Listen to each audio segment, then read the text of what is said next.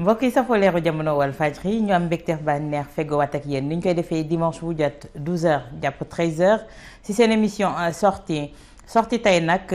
demuñu fenn fu sori dañu dem seeti ki nga xamante ne moo di Pape Sané di chroniqueur xam-xam màcc nag ci domaine corps d'élite yeeg yi ni mel yooyu yëpp dinañ ko waxtaanee tey ak moom tey on a pensé à lui pour décortiquer l'actualité nous départir un peu ci yenn position partisane yeeg yi ni mel am benn lecture froide boo xamante ne dañ ko amal ci l'actualité du moment parce que ça mérite ñu taxaw tuuti appesantiru ci réew mi ni muy doxee jamono ji Pape ñu nuyu la duñu ne sax dañ lay dalal yaa ñu dalal tey. waaw maa ngi lay fay am mbégte dalal la fii effectivement nuyu ñi nga xam ne mooy technicien yi nga àndal di nuyu également téléspectateur Walfadjri. ñu delluwaat ziyaaraat ñëpp ci koor gi nga xamante ne ci la ñu nekk fi mu nekk nii di ñaan suñu borom mu kàttanal ñu bu baax a baax ñu woor kook jàmm ak salaam njóobeen ñi mu leen di may saa su jot rek lu ñu ndogoo Pape li ma ne ñu analyser froidement l'actualité parce que fi mu nekk nii pëccëxoo gi bëri na ci coow loo xamante ne muur na l'essentiel wala le plus important ci dundinu askan wi ci seenu peu nekkin tey naka ngay analyser déjà nit ñi ni ñu mën a dissocier les problèmes du moment yi Sénégalais yi di dund ak des problèmes de mœurs bi nga xamante ne moom moo polluer l'espace qu'on oublie même l'essentiel. waaw xam nga ak réew surtout bon askan ci réew dañ leen di war di boo leen di jiite dañ leen di jiite ci li gën a baax ci ñoom mooy maanaam seeni qualité ngay jël mettre ko en valeur pour jiite leen mais ci réew bu dee njiit bi dafay jël défaut askan bi di leen gouverner yu mel ni lay jur yu mel ni lay jur parce que soo ko xoolee ak ñii ñu génn ak yi ñu nekk nii dafa mel ni c'est le mauvais côté le travers des Sénégalais moom lañu jël mettre ko en valeur mooy tey la nga xam ne moom la ñu waroon jël surtout ko en exemple wala teg ko en exemple loolu lañ jël teg ko fële c'est-à-dire la nga xam ne moo gën a yées ci société gën a yées ci àdduna ñu jël ko bu ko tegal nit ñi comme système de vie nit ñi ñu koy dundee moo tax tey problème de mœurs yooyu wax suñ ko gisee nit ñi jël ko def ko benn sacerdoce def ko benn genre dundukaay alors que ci jamono jooju ceeb baa ngi yokku diwlin baa ngi yokku gaz manqué nit ñi bu ñu buggee faju du ñu faju et tout mais mu mel ni que population yi loolu nekkul seen priorité ñoom seen priorité tey jii mooy xaxarante diw mu ngi ci lii diw moo nekk ci jabaru jàmbur diw moo loolu bu askan tolloo foofu rek dañu war a taxaw marquer le pas daal di xoolaat suñu bopp bu baax parce que fa ñu jëm mooy li tubaab naan vers le précipice mooy fa ñu jëm dootuñu am li nga xam ne daal mën a dellu si tey foofu la société sénégalaise tollu quoi. foofu la société sénégalaise tollu mais su dara xewee dinañ ne la responsabilité à qui c'est les porteurs de voix c'est la presse c'est les réseaux sociaux à qui imputer tey jii ces manquements là. oui mais xam nga la responsabilité elle est générale mais dañu nekk ci li ñu naan république tamit dañu sérieux les responsabilités ñun boo jëlee république du Sénégal état bi moo jël la plupart des responsabilités parce que constitution nga xam ne mooy charte bi nga xam ne moo ñu boole ñun ñëpp moo ko teg ci ndoddu état moom moo tax mu ne ko yaa war a assurer nit ñi xëy yaa war a assurer nit ñi lekk yaa war a assurer nit ñi faju yaa war a assurer nit ñi lekk naan ak tout ça loolu donc mooy première responsabilité mu amaat beneen chaîne de responsabilité bi nga xam ne mooy société bi dans sa globalité muy yow muy man muy keneen muy mbedd bi muy kilifa diine yi muy mu amaat beneen chaîne de responsabilité bi nga xam ne mooy ku ci nekk ci ñun ñi sa wàllu bopp ni ngay aaree sa bopp ni ngay aaree sa njaboot ni ngay yiiree sa bopp ni ngay yiiree sa njaboot donc loolu mu nekk un ensemble bi nga xam ne benn bu ci fay rek yeneen yi du dem mais tey suñ ko jëlee benn par benn boo xoolee ci biir kër yi daanaka muy man muy keneen kenn talatul toog di xool njaboot bi ñun ñëpp ñu jóg di uti ji li ñuy uti mooy li ñuy jox njaboot bi lu muy dundee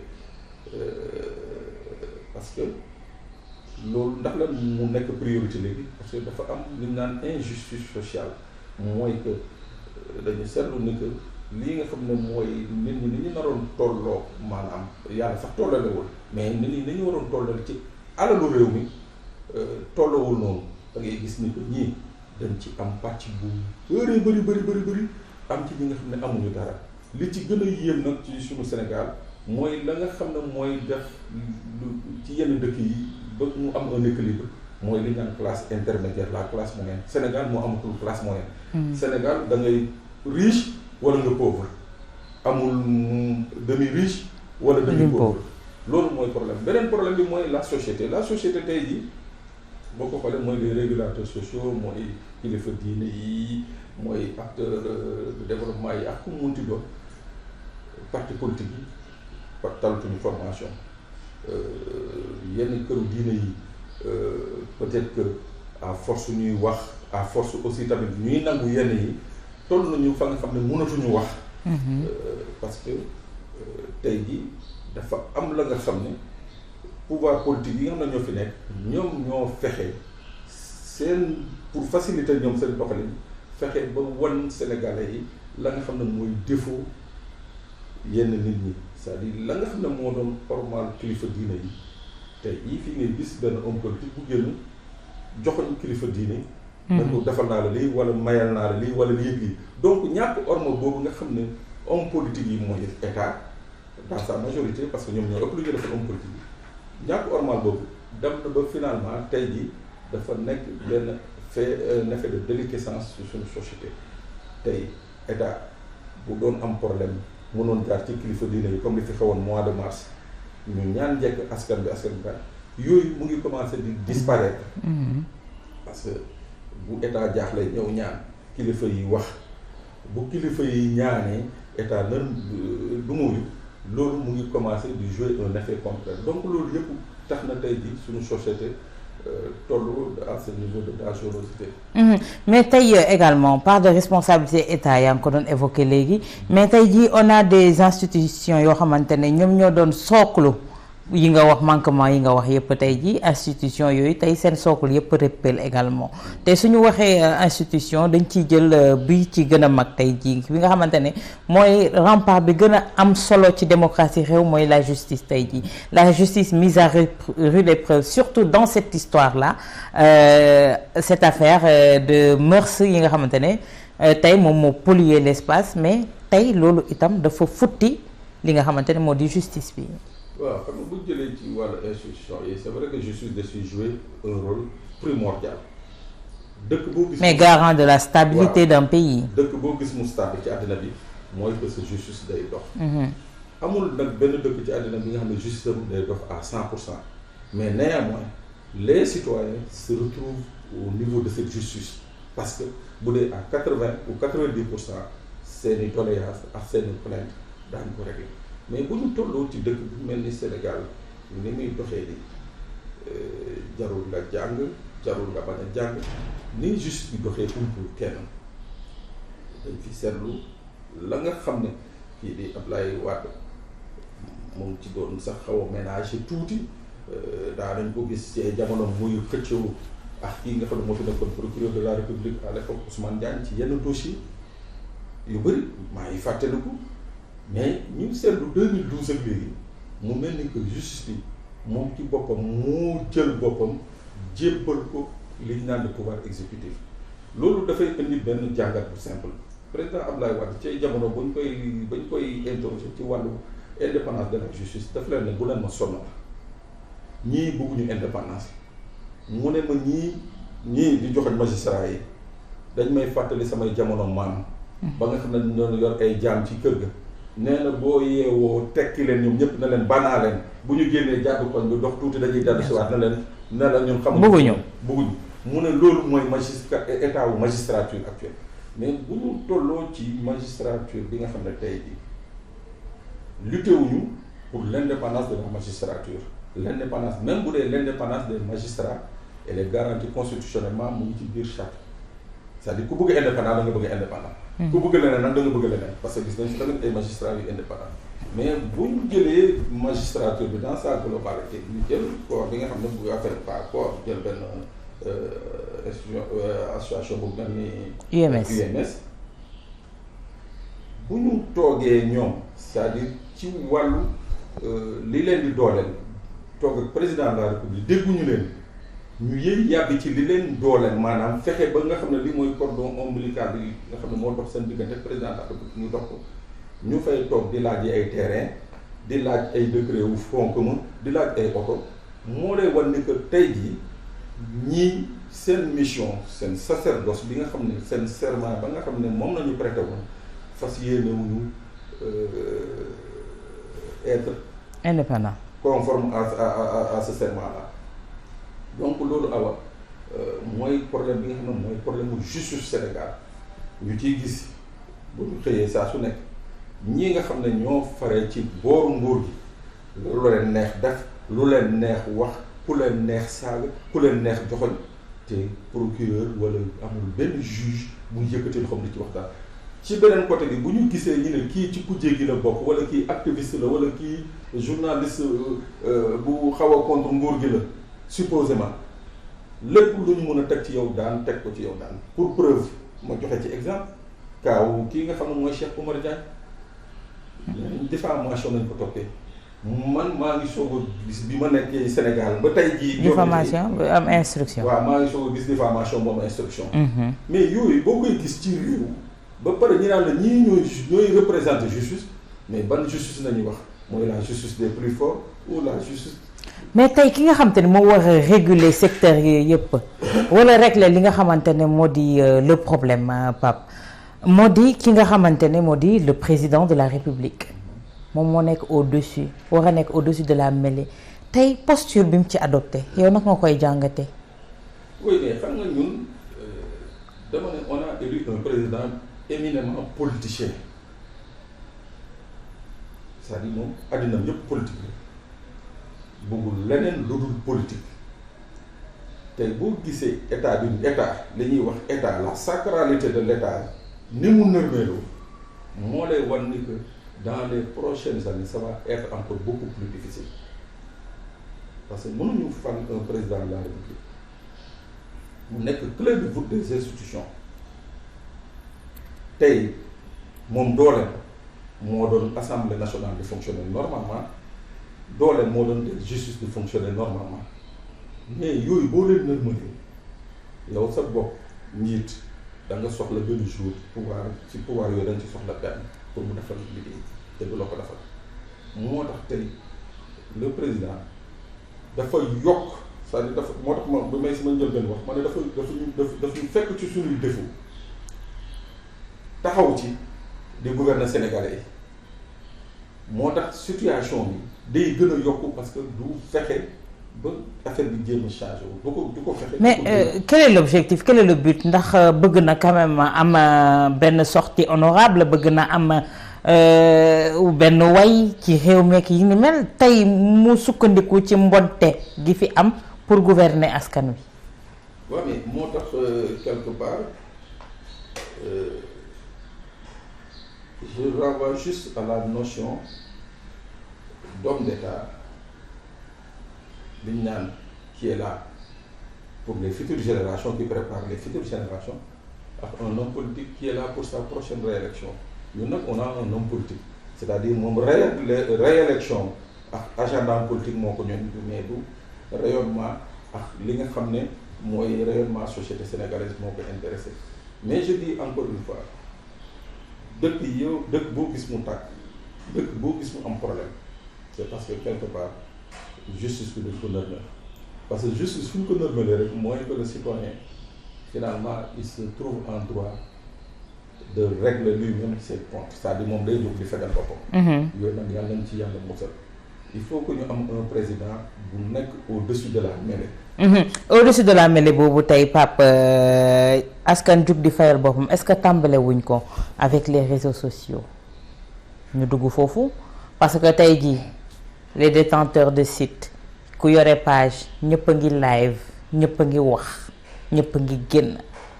est-ce que loolu moom mooy indi stabilité ci réew parce que gis nañu dégringolade yi ñu muy commencé di jur. mais je renvoie tout le temps booy bu ñu ma posé question boobu je renvoie au discours de Macky Sall en 2011 opposant moom lii fi xew nii il est le seul responsable parce que moom moo fi waxoon en 2011 que je m'efforcerai pour que la magie du clic prenne le dessus sur le fric, sur la force du fric et du flic moom moo ko fi waxoon moom moo ko waxoon te moom moo defoon li ñu naan l'apologie justement à ces réseaux sociaux là tey nag 10 ans après moom ba mu koy wax sénégalais yi mu doon waxal ñoo amoon ay 10 ans. ñooñu tey ñoo am 20 ans ñooñu ñoo nekk ci réseaux sociaux yi ñooñu ñoo dégg ñii amoon 10 ans ci jamono yu 12 ans ñooñu tey jii ñoo am 20 ans 22 ans nekk ci réseaux sociaux yi di appliquer moom li ma waxoon 2011 moo tax mu am solo trop njiit booy wax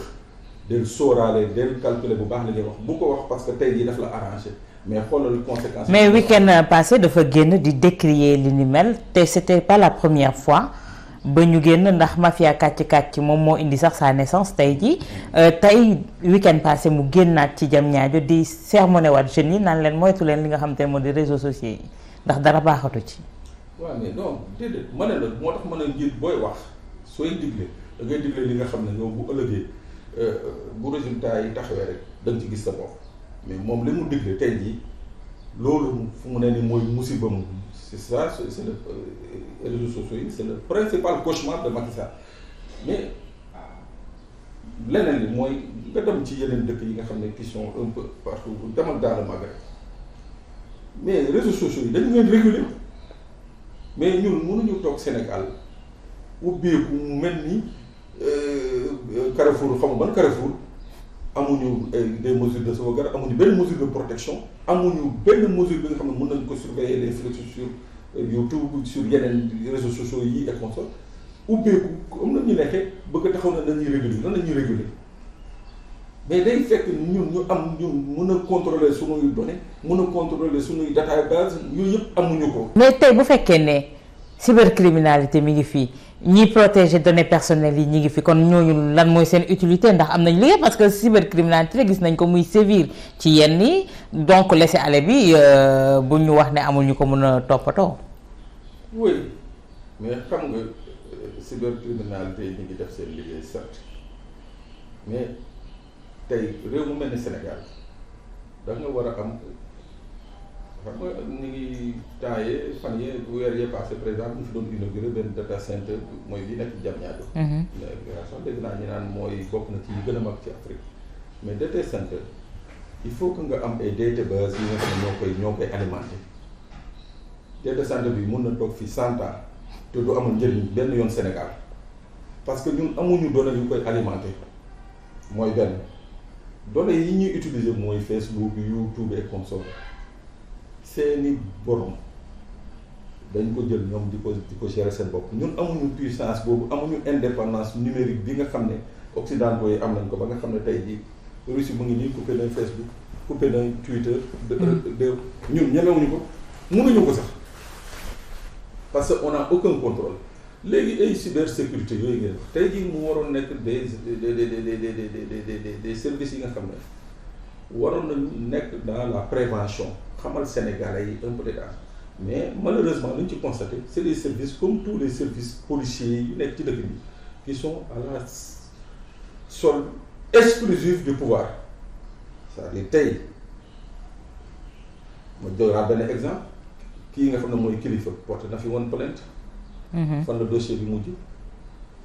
parce que fenn mais bokkul ci nguur gi rek ñu ne journaliste diw wala activiste diw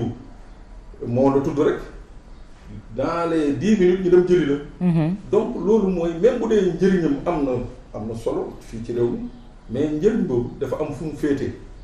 loolu nag bu ñu nekkee ci réew service yu mel noonu ñu koy jël à la disposition exclusive d'un certain clan je crois que seen njëriñ moom dañ koy xoolaat quoi c'est relatif. mais tey yaa ngi wax utilisation peut-être que ñun xamuñu naka lañ ko war a utiliser moom moo jur lii yëpp et le dossier Adji Sarr Ousmane Sonko dafa ñëw renforcer li ni mel parce que moom moo gën a jox doole réseaux sociaux boobu moo gën a faire naître également des activistes yu bees ay ñoo xamante ne mun naa ne sax nekk ñu lu dul di siiwal ay xibaar. di joxe loo xamante ne naam lu waroon nëbbu lay nekk tey mu doon loo xamante ne c'est sur la place publique venons-en avec les audios yi nga xamante ne commencé na fuiter te loolu yemul rek ci yëngal leeral benn mbir ci dossier mais dafay yëngal socle social bi tey jii Pape. waaw xam nga tey bu ñu toogee ba mbirum Adji Sarr Ousmane Sonko mu nekk une bataille sur les réseaux sociaux mooy que déjà presse bi war nañu xalaat seen bopp. lu tax. si war nañu xalaat seen bopp parce que tamit c'est un fait bi nga xam ne presse moo ko génnee ce ne sont pas les réseaux sociaux ñoo fi génne woon l'affaire Ousmane Sonko Adji Sarr. presse bi moo ko génne woon. donc presse boobu moo amoon pour mission continuer di informer Sénégalais yi mais malheureusement pourquoi tey jii réseaux sociaux yi jël ko def ko seen appareil. porter le combat. parce que dañu seetlu quelque part il faut se voiler la face mooy que on a vu de part et d'autre ñii décider far ko camp bi ñii décider far camp bi ou soi-disant ñii ñu féetale leen camp bi ñii ñu féetale leen camp bi donc de ce fait Sénégalais yi gisatuñu seen bopp ci mbir mi dans la mesure où kii nga xam ne mooy le principal accusé dans cette affaire mooy Ousmane Sonko moom dafa jàpp ni ak ay ñooñam dañ jàpp ni que nañ fañ jaarale Khalifa Sall ak Karim Wade fa nañ ko bëggoon jaarale donc moo taxoon mu considéré ko comme une affaire politique appelée à une riposte politique donc tey je crois encore une fois mooy que les fondamentaux d'un État mooy que ñun ñëpp nañ ci delluwaat presse bi di informer jëlaat sa mission régalienne d'informer juste et vrai di ko def réseaux sociaux yi nekk si réseaux sociaux yi magistrats yi nekk seen liggéey politiciens yi nekk seen mbirum politique. mais est-ce que c'est pas trop tard est-ce que tey jii pour rectifier le tir ce sera aisé parce que li may wax dafay am ay problèmes yoo xam ne su ñëwee day mettre à nu les tares de notre société et ce problème là loolu la indi tey jii firndeel ko kuréel yi nga tudd yëpp ne war nañu dellu si waat si seen ay sacerdoce ak yi ni mel mais est-ce que c'est pas trop tard je prends le cas de la presse tey presse bi li ko raw wala li tegu ci kawam dafa métti ba nga xamante ne tey jii je vais pas dire les journalistes mais on va dire les patrons de presse les journalistes ne sont responsables de rien. non en fait je ne fais pas le procès de la presse mais je dis que dañ ci am responsabilité une très grande responsabilité parce que dama ne ñun ñoo génne woon mbir mi dès l'instant ñun ci ñun la génne rek waroon nañu fexe ba canaliser l'information continuer di servir l'information aux gens léegi ndax affaire bi il n'est pas trop tard non tu sais loo gis ci àddina c'est une question de volonté loo gis ci àddina c'est une question de volonté je crois que tey jii la seule volonté étatique buñ ko imprimer teg ko fii billahi wallahi les Sénégalais vont se plier et vont suivre. bu ñu xoolee ni que tey jii.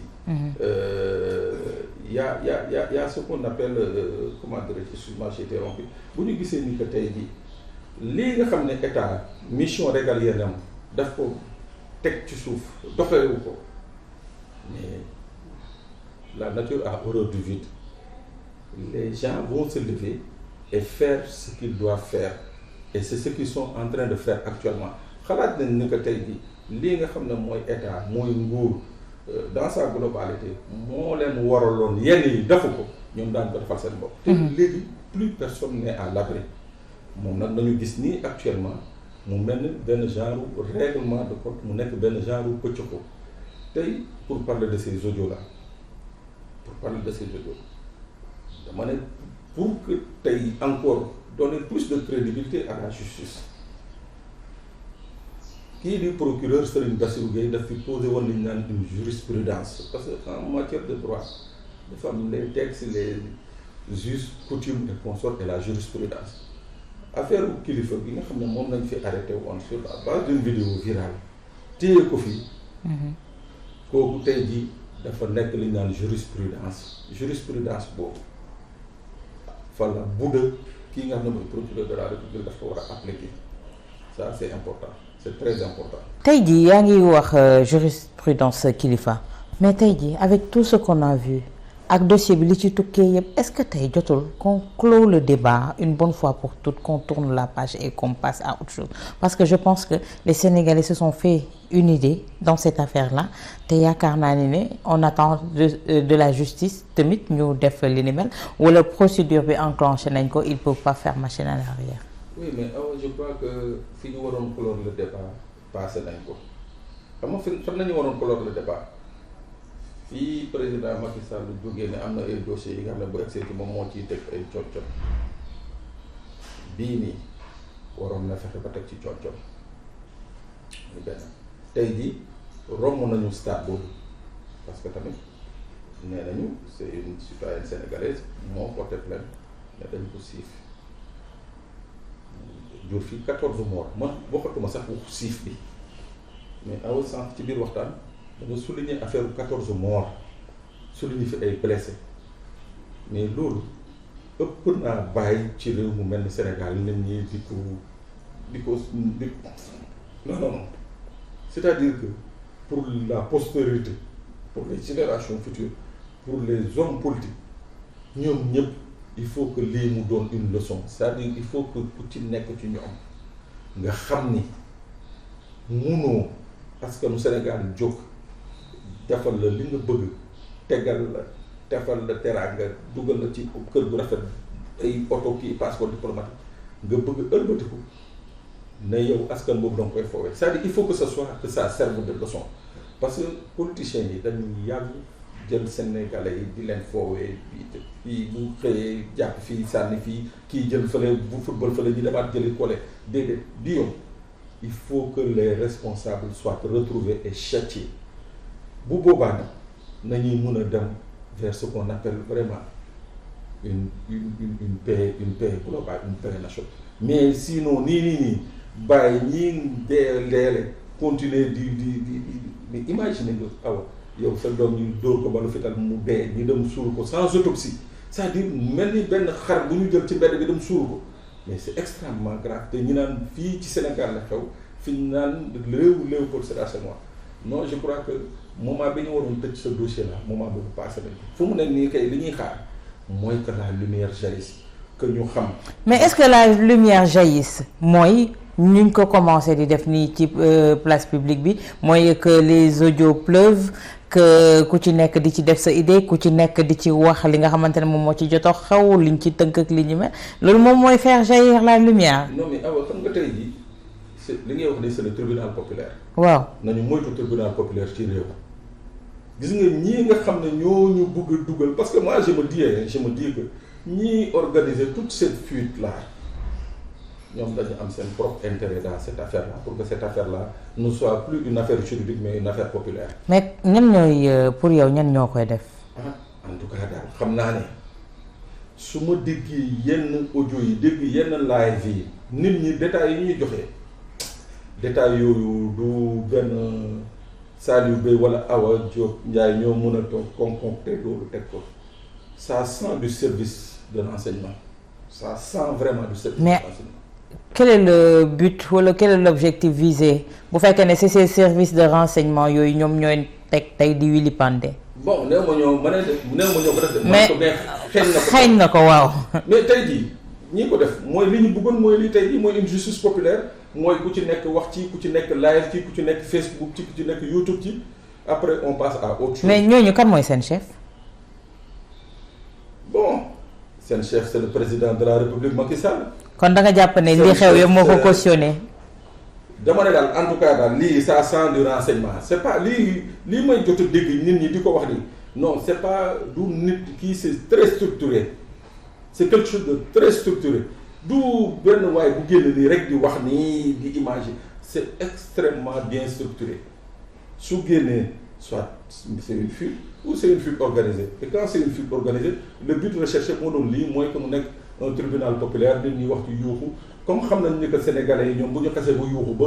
kii après ils oublient tout donc voilà le tour est joué. mais bi est-ce que exulté ba pare mun na génne li nekk ci ñoom bu fekkee ne tey jàpp nga ne mbir mi ça sent du renseignement ça sent du professionnalisme te ñooñu seen chef di njiitu réew mi est-ce que du ñoom dañ cee bëgg a raxasu am benn nit boo xamante ne moom lañ ciy jiital mooy Mamour Diallo mi nga xam ne depuis lors moom lañ ciy incriminer. ah comme moo tax dañ ciy bëgg génn de mais j'ai la nette impression que am na ku ñu bëgg a lâcher. xam nga nag mënuñu rey 14 personnes mënuñu accuser de viol benn leader politique mënuñu faire gaañ 600 personnes bëgg a ñëw jël ko ne ko rab dugal ci kees faw mu am ku ñu sacrifier je crois que nag am na ku ñu bëgg a sacrifier quoi te comme ni nga ko waxee nii j'ai la nette impression que ndeysaan peut-être dem ci Mamour Diallo mii de il a tout pour porter le bonnet daal. mais moom kese mënuñu ko ci tuumal ndax dafa am ay tur yu bëri yoo xamante ne cité nañ ko également bu fekkee ne tamit ñoom ñi ngi def seen liggéey pour mener nit ñi ci canevas boobu mënul prospérer ci gëtu sénégalais yu bëri ak ci nopp sénégalais yu bëri également Pape. mais xam nga justice sunu justice boobu laa wax xam nga bu ñu demee ba toll ci interprétation justice bu demee ba toll ci interprétation day nekk justice bu dangereuse. jëlal kaawu Khalifa Sall ci interprétation nañ ko fi jàppee ba tëj ko ci kaso bi jëlal yeneen cas ci interprétation donc bu ñu demee ba justice toll foofu moo lay leer ni que dossier bi suñ ko bëggee arrangé entre guillemets mooy que daan ci topp ñu ngi ciy topp mais les véritables commanditaires kenn du nañ ci topp. yow si sa yaakaar dossier bi fan lay mujj. man de on ira jusqu'au procès wala si instruction bi on va clore le sujet. li ma jàpp man sama xalaatu bopp mooy que le doyen des juges l'éminent magistrat te xam naa ni yaakaar naa ni il va pas jouer toute sa carrière sur une affaire aussi fallacieuse que celle-là loolu moom lu ma leeral. lu mu ciy def kon. li mu ciy def daal. d'après ñun le faisceau d'indices yi nga xam ne qui est porté à la connaissance des Sénégalais xëy na moom mu am lu ko ëpp. mooy le certificat médical qui écarte tout yëpp mooy tey jii li nga xam ne mooy l'actualité mooy les audios yi nga xam ne ñoo génn. parce que bu ma déggee tamit ñenn yi di xaw a bëgg a wax naan audio yi si audio yi. jot nga ci yow. mun na nekk preuve audio yi. si mun na nekk preuve ça dépend maintenant de l'appréciation du juge. mais mun na nekk preuve bu ma déggee ñenn yi non mun na nekk preuve et d'ailleurs sax le juge doit daf ci war a sukkandiku. yow li nga jot a dégg ci audio yi lan la jox. bon tu sais moi je dis en toute franchise man audio yi vraiment am na lu ma ci dégg mais awa je dis que mon pays le Sénégal ne mérite pas ce que j'ai entendu. wax fa dëgg yàlla ñun ñëpp ku ci nekk ci ñun yaa ngi ci say détails yaa ngi ci bëgg dugg wala ci gàtt mais audio yi ma ci dégg mun a je te dis tout de suite que le Sénégal ne mérite pas ça am na ñi nga xam ne wax fa dëgg yàlla et je dis c'est mon intime conviction que moi personnellement je ne les pardonnerai jamais. ah bon. wallaahi moi personnellement non je ne les pardonnerai jamais parce que. vu la gravité de leur implication. wala waaw. vu la gravité de leur implication ak li mu jur parce que ay nit la ñi nga xam ne juste pour seen standing mu bopp ces gens se sont amusés à allumer le pays man sama wàllu bopp du ma leen ko baal xaw ma keneen ku leen di baal mais man du ma leen baal. et la responsabilité du président dans ce qu'on dit que c'est un complot. xam nga dafa am benn affaire bu très simple. Sénégalais question bu ñuy war a poser mooy nan la Adji Sarr nan la ñu évaluer l'insécurité autour de Adji Sarr ba mun ko jox 3 agents BIP mooy première question. agent BIP y a que le ministre de l'intérieur moo mun a jël le directeur de la police munu ko keneen munu ko y a que le ministre de l'intérieur moo mun a jóg. ne Saliou Bey bi dinaa ko jox agent bu koy protéger te ministre de l'intérieur lu mu yëg président de la république yëg na ko sur quelle base nañu taxaw ne xale bi daañu ko jox ñetti agent BIP mooy benn. gis nga bu ñu répondre ci question boobu rek. On pourra savoir si le président était vraiment au courant ou n'était pas au courant. Mais moi je dis qu'il était au courant. Parce que le ministre de l'Intérieur mënul jël ñetti agent BIP joxe ko te président de la République yëgu ko. Soo demee en France BIP ñi ngi bokk service de protection des hautes personnalités. dégg wala. ah Adji Mamou Diarra wax na ko ci audio bi nee na ko personnalité la nekkul ki mu nekkoon léegi. voilà léegi service de protection des hautes personnalités c'est-à-dire tey jii président Macky Sall bu demee France ñii nga xam ne ñooy. penchant répondant au BIP foofu ñoo koy protéger BIP bi tamit loolu mission am protéger des hautes personnalités. mais yow ñaata haute personnalité ñoo fi nekk fii ñaata nit ñoo fi nekk soxla protection amuñu ko ñu mën a jël ñett jox ko benn xale bu jigéen bu ne moom dañ ko siif. Je crois que bu ñu répondre à cette question là rek. dinañ xam ndax on saura si le président. degré d'implication du président de la République. waaw. mais yaakaar nga ne affaire bi dina jeex ci temps bu gàtt ndax les Sénégalais en ont marre. bëgguñu ko jeexal ci temps bu gàtt. lu tax te du jeex ci temps bu gàtt. lu tax. dama ne les cas de figure qui s'offrent laa la wax si man de si li ma xam ci wàllu yoon. moo di les cas de figure qui s'offrent mooy que ñu dem vers une ordonnance de non-lieu. benn mënuñu ko ñu dem vers une ordonnance de renvoi devant le tribunal te bu ñu eggee devant le tribunal cette petite fille là je ne crois pas que mu mun a taxaw face à 30 avocats mun a étayer viol bi. mooy maanaam daañu ko fa bàyyi. te ñaar yëpp fu ci am mooy kii nga xam ne mooy Ousmane Sonko moom la ñuy dooleel donc dossier bi doon na continuer di nelaw de temps en temps bu nit ñi yëngatoo. ñu convoqué kenn déglu ko tegaat awa am na fii ci tribunal bi ay dossiers yi nga xam ne 30 ans ngi fa ñu ngi nelaw. mais tey c'est pas pareil parce que kii si boppam moo bëgg ñu activer dossier mooy Ousmane Sonko moo bëgg en finir avec cette histoire là parce qu'il a des ambitions mais tey kooku contrôle judiciaire déjà bi ndax ak li jot a xew ci semaines yi ñu génn yëpp duñ ko lever wala ils vont continuer. logique pour logique je dis logique pour logique. parce que audio yi moom magistrat yi ba déglu nañ ko moom. pour ça sonn déglu nañ ko logique pour logique dès l'instant où mun nañu authentifier que baat bi baatu Mamour Diallo la wax fa dëgg yàlla plus rien ne lie le juge à ce qu'il maintienne le contrôle judiciaire. c'est-à-dire tey jii dañu war a dugg ci ère de description mooy daan lever le contrôle judiciaire li ci des dama ne am na dossier yi nga xam ne 30 ans 40 ans ñu ngi fi tribunal kenn traité wu leen. mais fi mu nekk les marabouts se sont levés gis nañu ne tractation yi mi ngi daw moom moo indi une certaine accalmie ndax Ousmane Sonko avait annoncé sa convocation pour le 6 dernier ça n'a pas été le cas kon tey jii est-ce que décrispation boobu du jël le dessus sur le temps de la justice bi ngay wax tey jii avec les marabouts qui commencent à reparler de ce dossier-là. Oui, mais bon, comme j'ai dit tantôt, dama ne marabout yi ils sont dans le rôle de régulateur. ñoom bon saa yu tàggee faw ñu wax. waaw bële ñoo seraloon bi pas jugaat nañu pour seral ndax gisoon nañu ni ñu activé woon dossier bi mun na doon tàng. waaw mais je crois que bi yoon man bu ma doon dama leen di ñaan mooy que ñu fexe ba. neutre ci dossier bi avancé déedéet mu avancé comme loolu rek moo ciy jàmm. yàlla def na que les deux parties ñoom ñaar ñëpp nee nañ ñoom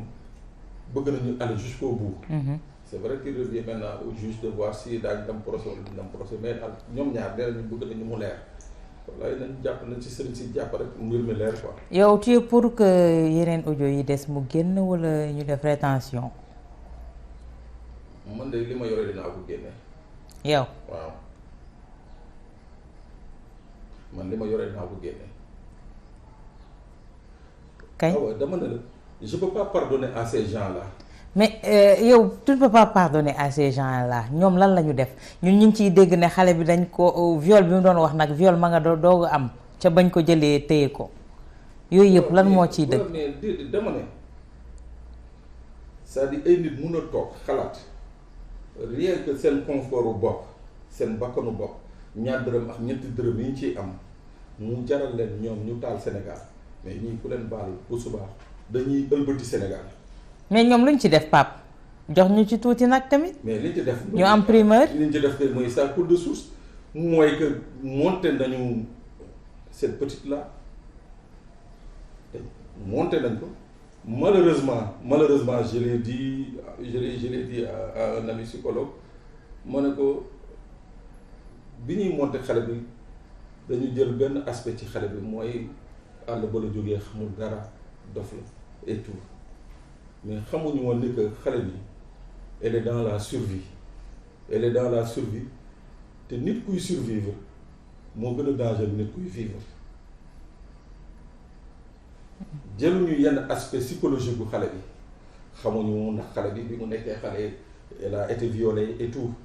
yooyu yëpp gars jëluñu ko ñëw na elle les a servi un plat les gens étaient pressés de manger et ils ont mangé. ba fot. mais tey jii nag le problème mooy lii nga xam ne nañ ko doon defloo moom la nekk di leen def moom moo lay wan ni que quelque part le mal revient toujours à son employeur. waaw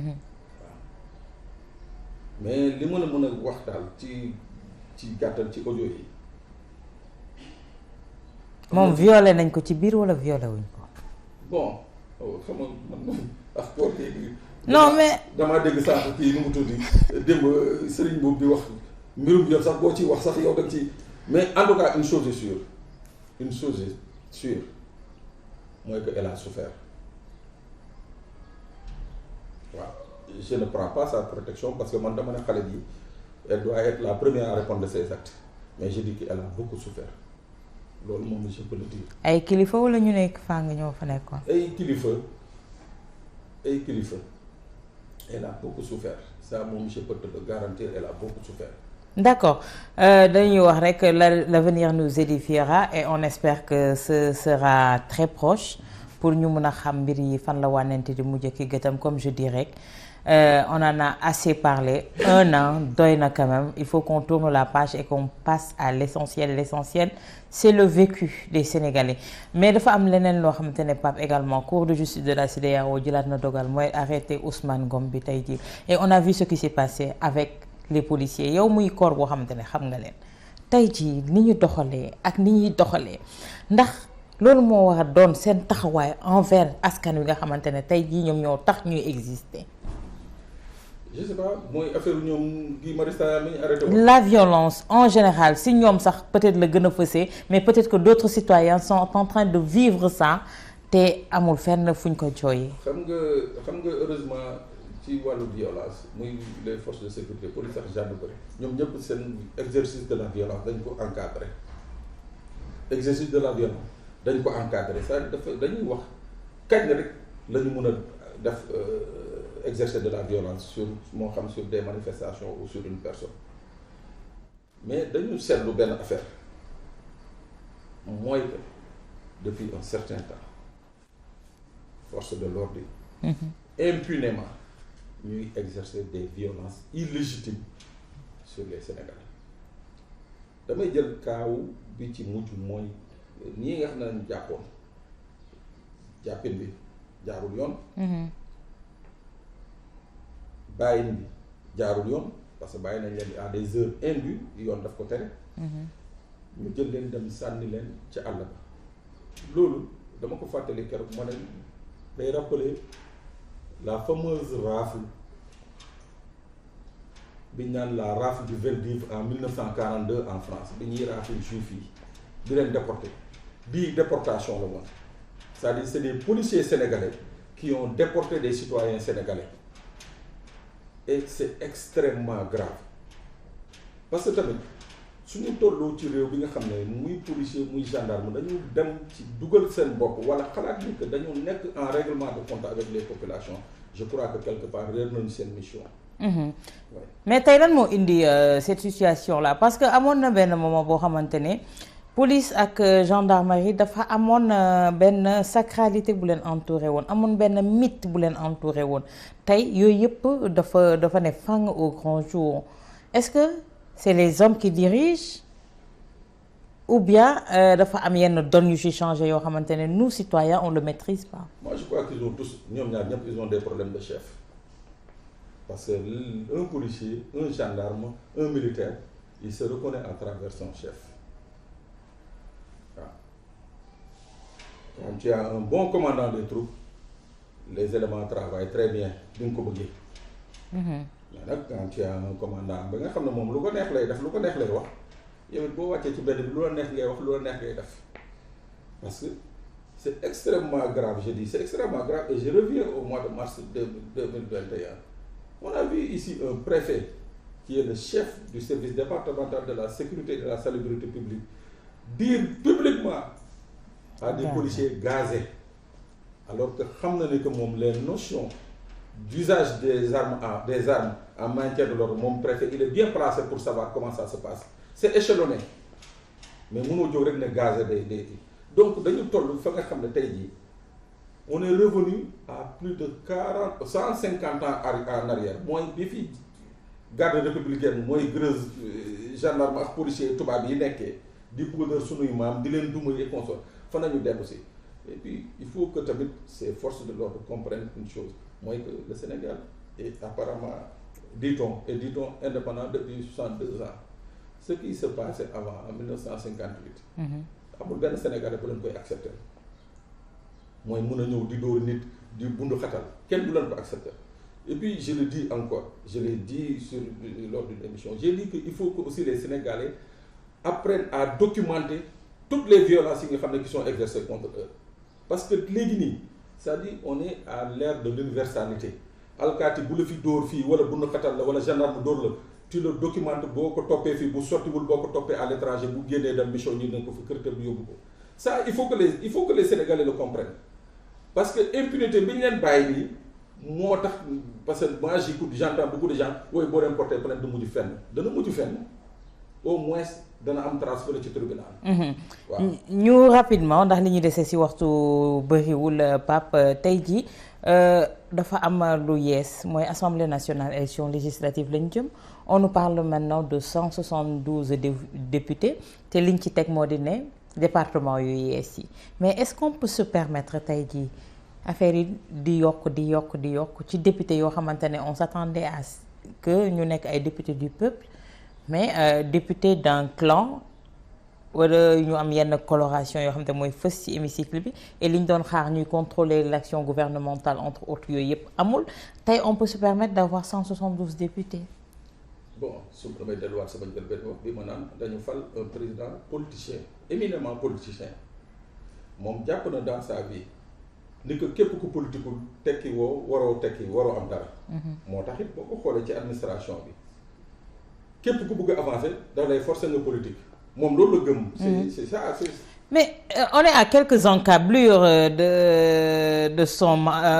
fin de mandat tey jii kon ban politique la war a tegati tey jii. non mais justement moo tax ma ne la. à quelle fin. soo xoolee rek ni muy tegee rek moo lay war ne que moom administration ak la ñuy wax ci état intéressé ko li ko intéressé mooy moom son agenda politique tey xalaat na ne que.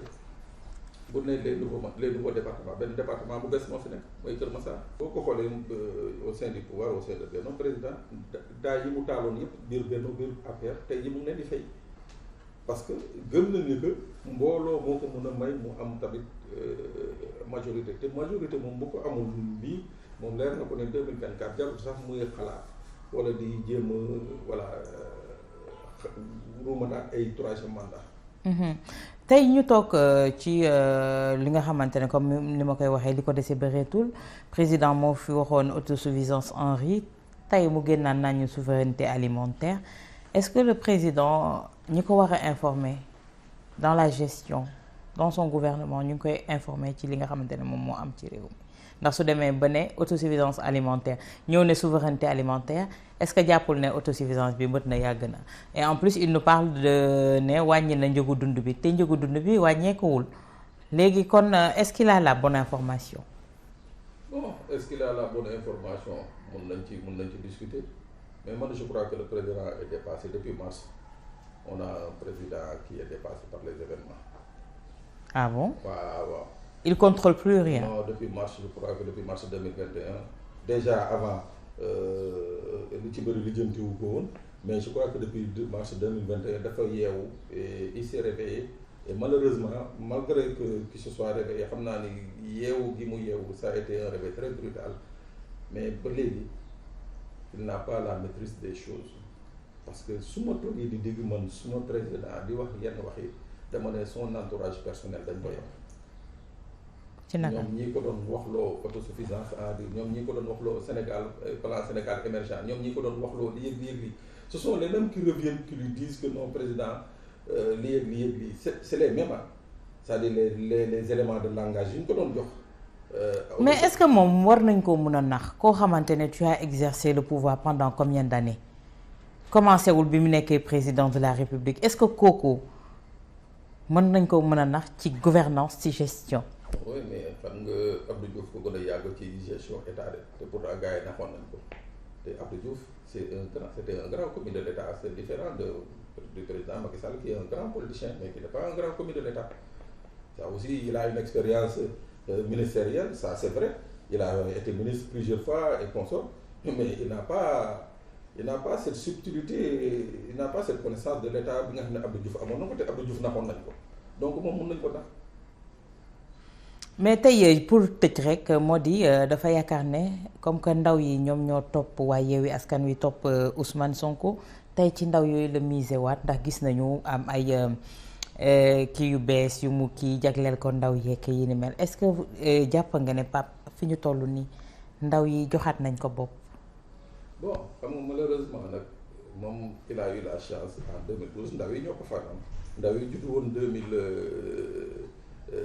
95 et consort ndaw yooyu ñoo ko faloon en 2012 ndaw yi mais il n'a pas su capitaliser il n'a pas su fidéliser cette jeunesse-là tey jii j'ai vu yenn concept yu mu lancé jokkoo ak Macky et tout ça mais balaa ngaa jokkoo la nga liggéey woon da nga koy def je reviens toujours à Mars parce que c'est une date référence Mars moom moo fi taxaw ne 450 milliards taxaw na 80 milliards yaa ngi nii mobilisables tout de suite dañuy jël 65 000 emplois. Les jeunes attendent toujours 450 milliards yi moom waxaguma ko parce que ba léegi gisuma fenn ci budget Sénégal daaw ak ren muy loi de finances rectificative wala vote du budget fi ñu dugal 450 milliards yooyu donc tey jii je crois que